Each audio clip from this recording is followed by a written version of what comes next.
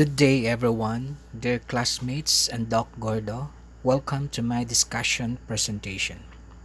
I am tasked to deliver an article review about why do some countries produce so much more output per worker than others.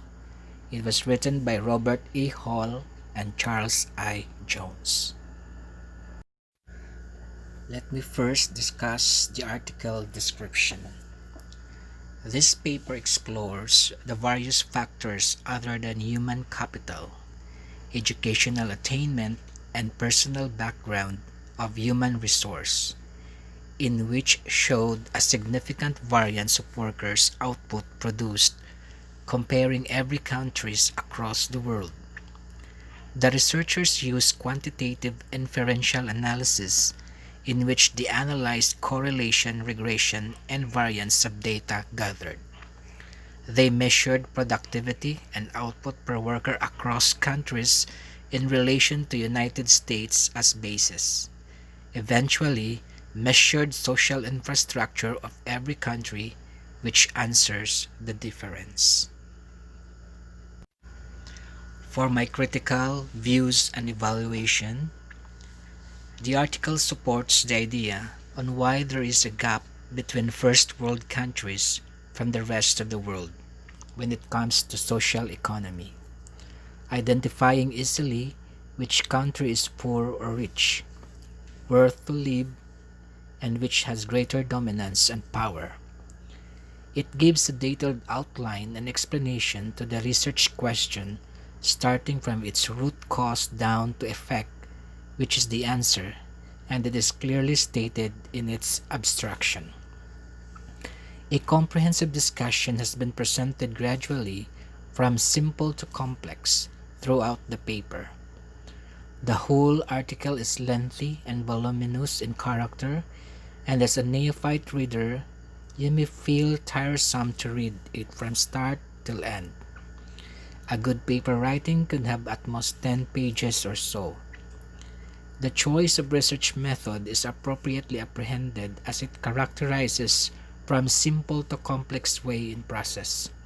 They govern to gather substantial data used in this research study, and it led me to think the paper is worthy to publish as a good study because the researcher's good and sound judgment. The research article come up with an idea that social infrastructure that is usually influenced and determined by its government institutions and policies that make up the economic environment within which individuals and firms make investments, create and transfer ideas, and produce goods and services. And this is realistic in today's world. Form of government usually affects greatly the performance of the economy at certain point. Britannica on the role of government is to help establish capitalist system, according to Singh in 2017, describes productive employees in three different theories. Theory X denotes workers don't like to work, they must be to be worked. Elton Mayer's Human Relations Management in 1920 implies a happy worker is a productive worker. And Dick Klein at John Deere in 2000 conveys a productive is happy worker. This means that government greatly influenced the productivity level output of its human capital. That in order to introduce system capacity, government should therefore give motivations, and one of it is to raise compensation benefits to make the happy worker. Theoretical model based in Ben Habib and Rushchini in 1996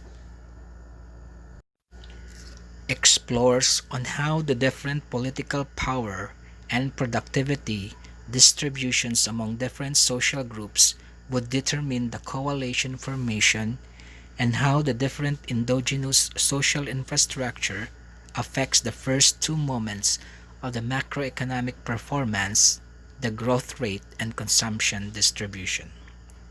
Several theories will support the idea of social infrastructure. One is the goal-setting theory of Edwin Locke in 2016. He argues that when such specific goal or targets which are difficult to achieve are set up in the organization, it automatically leads to high levels of employee productivity since the employee works harder for meeting the set targets. Next is the subsystem theory of Alan C. Kirchhoff, argues that an organization is comprised of different segments within its structures, and if the organization is to increase on its level of performance, then the various systems within the organization is to have shared vision. The systems are to properly identify capability of the employees and are to be working in support of each other in order to raise the level of the employee productivity. It means that each subsystem is to work well for improving the employee productivity. If performance of an employee is not expected level, then he affects the entire subsystem. The organization's theory argues that the organization, which is responsible for shaping the attitudes and behavior of its employees, is to realign all its structure in right manner and put in place a viable organizational culture, which enables its primary objective of making the employees to raise their level of productivity. One of the strengths of this study is that the ability of the researchers to broaden their ideas, to deepen their understanding by way of exploring some approaches in the different disciplines like science, sociology, philosophy, mathematics, business, and accounting. And I don't see or determine any limitations either. For the synthesis, in our Leadership and Mobilization of Resources subject course, one main point is that the government which we considered as means of social infrastructure should make a right decision being a leader. This involves participation, imposing rules and regulations to the business world, since the government is considered as one of the driving force of the economy, according to Kuznets in 1980. Moreover, we all know that one of the resources we consider is social infrastructure. Business nowadays operate based on the standards and rules being set by the government. Interventions of institutions and government limits the operation of the company, and that as a source it should be given focus for the better of the economy as a whole.